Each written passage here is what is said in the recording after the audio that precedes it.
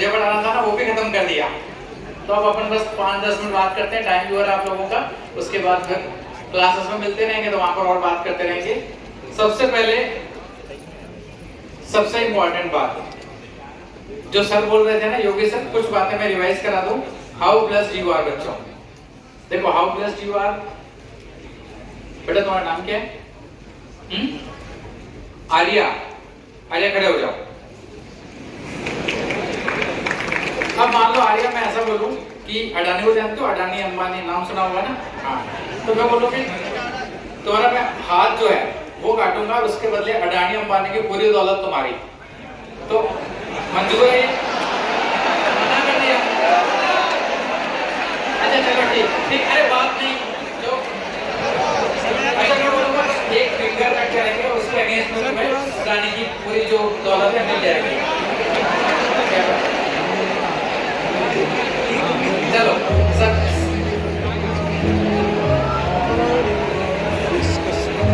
Music बंद करिए। देखो तो कुछ बच्चों को मन में आ गया होगा, अरे उंगली की तो बात है, ठीक है एक फिंगर कट जाएगी, पर अगर अडानी की दौलत मिलती है तो क्या बुरा है? थोड़ा मीठा सा हाँ आता है, हल्का सा है ना, आता है ना। पर जब चाकू लेके छुरा लेके तुम्हारे पास आएंगे ना तो बोलोगे सर यार छोड़ दो, जान दो, कोई बात नहीं चाहिए। मेरा मतलब ये है कि यू आर इनफाइनाइटली वैल्यूड, तुम्हारी जो वैल्यू वो इनफाइनाइट है, क्योंकि पूरी जमाने की दौलत भी तुम्हारे एक हाथ के बराबर नहीं है। तो कभी भी एक दूसरे को आपस में कंपेयर मत करो, खुद की वैल्यू बहुत ज्यादा है तुम्हारी। दूसरी बात, हाउ ब्लेस्ड यू आर जो सर बोल रहे थे ना, उसका रीजन था बच्चों कि पूरे मध्य प्रदेश को देखो तो पॉपुलेशन कितनी है, करीब 6 करोड़ के आसपास, 5 करोड़ के आसपास।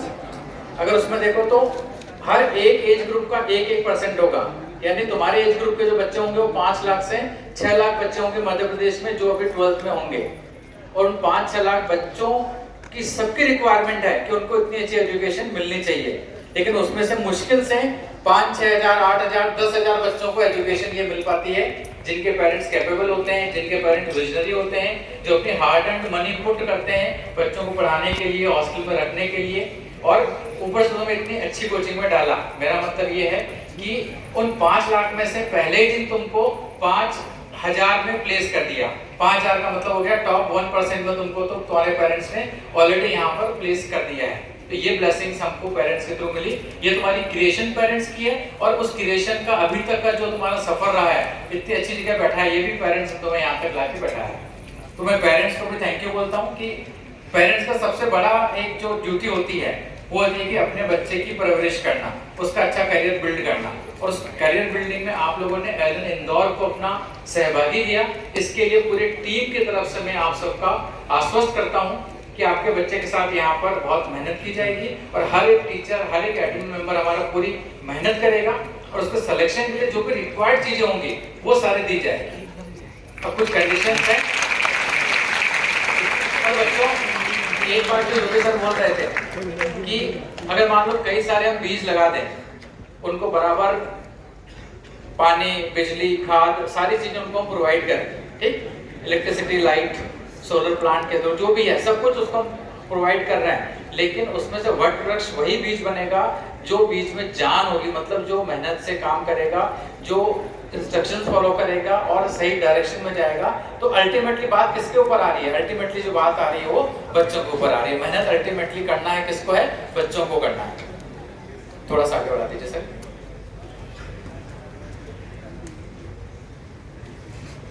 Thank you. फर्स्ट क्लास, ठीक, ये तुम्हारी पहली क्लास होगी ओरिएंटेशन की। आप सबने नोट्स भी लिए होंगे बहुत सारे, ठीक। तो पहला लेसन मेरी तरफ से आपको है कि फोकस। फोकस बहुत महत्वपूर्ण है लाइफ में। फोकस का मतलब क्या होता है? जो बड़े बड़े आते हैं ना, श्री श्री रविशंकर हैं या फिर बाबा रामदेव है, इस तरह के जो आते हैं, ये बोलते हैं प्रेजेंट में जियो, लिव इन प्रेजेंट। ये बात हम लोगों को कम समझ आती है, मुझे भी समझ आती, तो आप लोग को कभी समझ आएगी। पर आप लोग क्या समझ सकते हो कि जिस वक्त जो करो पूरा डूब के करो। अभी तुम लेक्चर देख रहे हो यहाँ पर, तो पूरा फोकस, कंसंट्रेशन तुम्हारा यहाँ पे होना चाहिए। जब तुम खेल रहे हो, मान लो स्पोर्ट्स एक्टिविटी कर रहे हो, पूरा कंसंट्रेशन तुम्हारा वहीं पे होना चाहिए। जब तुम मैथ्स की क्लास ले रहे हो, बायो की क्लास ले रहे हो, पूरा कंसंट्रेशन तुम्हारा क्लास में होना चाहिए। जब हम खाना खा रहे हैं तो पूरा कंसंट्रेशन खाने पे होना चाहिए। अरे वाह सब्जी है, यहाँ पे नमकीन भी है, रोटी भी है, चपाती भी है, दाल भी है, चावल भी है। मेरा मतलब ये है कि जिस वक्त जो करो पूरे मनोयोग से उसी के ऊपर कॉन्सेंट्रेट करो, तो तुम्हारी जो अडेप्टेबिलिटी है, जो टॉपिक को अटेन करने की कैपेसिटी है, वो तुम्हारे इसमें अच्छी बढ़िया हो जाएगी। तो फोकस का एक एक्सपेरिमेंट करके देखिए छोटा सा अपन। चलो तो सब लोग अपने दोनों हाथ ऊपर करो, दोनों हाथ पूरे ऊपर करो, और ऊपर करो, और ऊपर करो, और ऊपर करो। गुड। देखो मैंने पहली बार दोनों हाथ ऊपर करो, इतने ऊपर करे, फिर मैंने पूरे हाथ ऊपर करो, इतने ऊपर करे, मैंने कहा और ऊपर करो, पूरे ऊपर करो, इतने करे। इंस्ट्रक्शन सेम था, मैं हर बार वही बात रिपीट कर रहा था, पर कुछ बच्चों ने परसीव किया 60%, कुछ बच्चों ने परसीव किया 80%, कुछ ने 90%, और कई बार रिपीट किया तब जाके वो इंस्ट्रक्शन पूरा हो पाया। फोकस का मतलब है कि एक बार में हमको पूरी बात समझ के जो बोल रहा है कोशिश करना है कि हम वहां तक पहुंचे। टीचर क्लास में एक ही चीज पढ़ाएगा, किसी भी बच्चे को अलग से कुछ जाके नहीं पढ़ाएगा कि बेटा देखो ये चीजें होती है ऐसे कर लो। टीचर सब बच्चों को सेम पढ़ाएगा, लेकिन तुम्हारा फोकस, तुम्हारा अटेंशन कितना है उस पर डिपेंड करेगा कि तुम कितना सक्सेस उसमें टॉपिक में लेते हो। एक ही क्लास में बच्चों की रैंक अलग अलग आ जाती है। अलग अलग आने का मतलब ये है कि हर बच्चा जो परसीव करता है, जो एब्जॉर्ब करता है टॉपिक, उसका जो एक्सटेंट रहता है वो एक्सटेंट अलग अलग होगा। Reason focus. तो हमको यहाँ पर फोकस वर्ड को कॉन्सेंट्रेट करना है। सेकंड टाइम का, सर ने बहुत सारी बातें कवर कर ली। एक सैंपल टाइम टेबल है तुम्हारे बुकलेट में, सबको एक बुक मिली है ना? उस बुकलेट में टाइम टेबल, इसमें खास बात केवल एक ही है कि एक तुम्हारे होमवर्क का जो एक पीरियड होना चाहिए 3 आवर्स का होना चाहिए। 3 घंटे कंटिन्यूस होमवर्क करने की हमारी हैबिट होनी चाहिए। तो सर ने कवर किया, वही पॉइंट यहाँ पर है। और 2 स्लॉट है 2-2 घंटे के। ये उन बच्चों के लिए है जो मॉर्निंग में क्लास करते हैं, जो इवनिंग में क्लास करते हैं उनके लिए टाइम टेबल थोड़ा सा स्ट्रक्चर अलग है। ये स्ट्रक्चर एक आइडियल वे में है, इसको मॉडिफाई कर सकते हो, पर ध्यान रखना है कि एट ए स्ट्रेच 3 आवर्स के अगर तुम वहां पर सेशंस ले पाते हो अपने खुद के होमवर्क के, तो वो तुम्हारे लिए आइडियली बहुत अच्छे रहेंगे। ये बुकलेट में प्रिंटेड है, वहां से इसको रेफर करना। ये सर ने बता दिया, मैं आगे बढ़ता हूँ, उसको स्किप करता हूँ।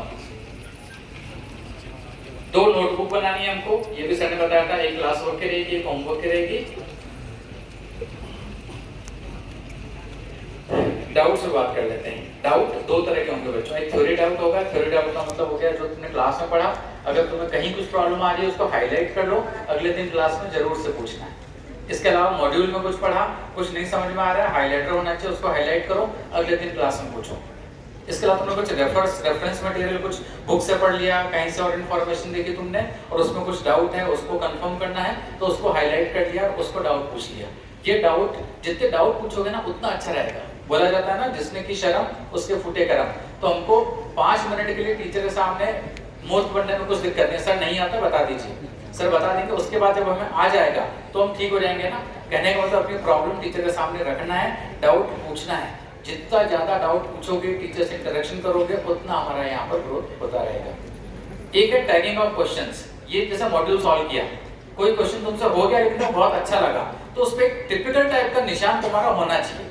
वो सर्कल हो सकता है, स्टार हो सकता है, कुछ तुम्हारे सिग्नेचर हो सकते हैं, जो तुम्हें लगता है कि जो अच्छा क्वेश्चन है उसको स्टार कर लिया, कुछ मार्क कर लिया, और जो डाउट है उसका कुछ अलग निशान होना चाहिए। डाउट टीचर से जाकर क्लियर करना अपने को, और जो स्टार मार्क क्वेश्चन है ये बाद में रिवीजन में काम आएंगे जब पूरा सिलेबस हो जाता है। जैसे 12th में तुम लोग हो और 11th का टॉपिक जब अब तुमसे पूछे जा रहे हैं, तब रिवीजन में हम क्या करें, एक ये बड़ा क्वेश्चन आ जाता है। उस वक्त हमको ये वाली चीजें करनी होती हैं। वैसे 12th के एंड में जाके जब तुम्हारा नीट आएगा, तुम्हारा जेई आएगा, जेई मेंस आएगा, तब हम क्या पढ़ें ये बड़ा क्वेश्चन आता है। तब तुम्हें ये जो तुमने टैगिंग कर रखी है, टैगिंग वाले क्वेश्चंस वहां पर देखने रहते हैं। एक 12th के लिए स्पेशली बहुत बड़ा पॉइंट है कि टेस्ट। अभी रिसेंट वाला जो टेस्ट हुआ था ना, उसमें मैंने ऑब्जर्व किया कि कई सारे बच्चे क्लासेस को मिस कर देते हैं, बंक कर देते हैं। रीजन होता है कि हम टेस्ट की तैयारी कर रहे हैं। तो टेस्ट की तैयारी हमको फोर्सफुल नहीं करनी है। अभी सिलेबस बहुत कम आएगा टेस्ट में, तुम 1 दिन 2 दिन टेस्ट में लगा भी दोगे, उसका रिजल्ट भी अच्छा आएगा, तुम्हें ऐसा लगेगा मेरी परफॉर्मेंस अच्छी हो गई, इंप्रूव हो गई है, लेकिन वो परफॉर्मेंस सूडो परफॉर्मेंस है।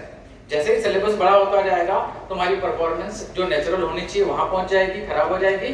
दूसरा, मान लो तुमने सैटरडे को क्लास मिस करी, संडे को एग्जाम है, तो सैटरडे को जो टीचर पढ़ा रहे हैं वो टॉपिक लिंक्ड होगा आगे, अगले टॉपिक में उसका यूज होगा, और वो टॉपिक वहां मिस किया तो मंडे ट्यूसडे जो भी तुम्हारे लेक्चर्स होंगे वो भी तुम्हारे प्रॉब्लम क्रिएट करना शुरू कर देंगे, और उस टॉपिक में जो वीकनेस है वो वीकनेस तुम्हारी वहां पर आ जाएगी, और उसके बाद वो टॉपिक में इंटरेस्ट कम हो जाएगा, इंटरेस्ट कम हो जाएगा फिर साइकिल में फंस जाओगे तो, और वो टॉपिक तुम्हारा नीचे से नीचे चलते ही चला जाएगा। इसलिए हमको कोशिश ये हमेशा करनी है कि हम किसी भी लेक्चर को, किसी भी क्लास को बंक नहीं करें, स्पेशली टेस्ट के लिए।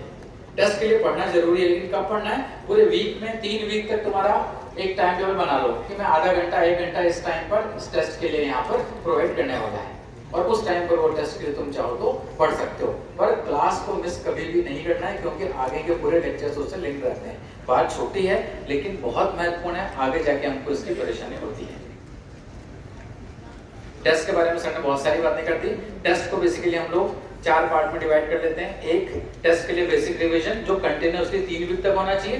नंबर 2, टेस्ट पेपर देना। टेस्ट पेपर देना again is an art. Test paper कैसे देना चाहिए इसके ऊपर बाद में डिस्कस करेंगे, अभी टाइम कम है। थर्ड पॉइंट हो गया टेस्ट के एनालिसिस, और फोर्थ हो गया एनालिसिस के बाद में उसके डाउट क्लियर करना।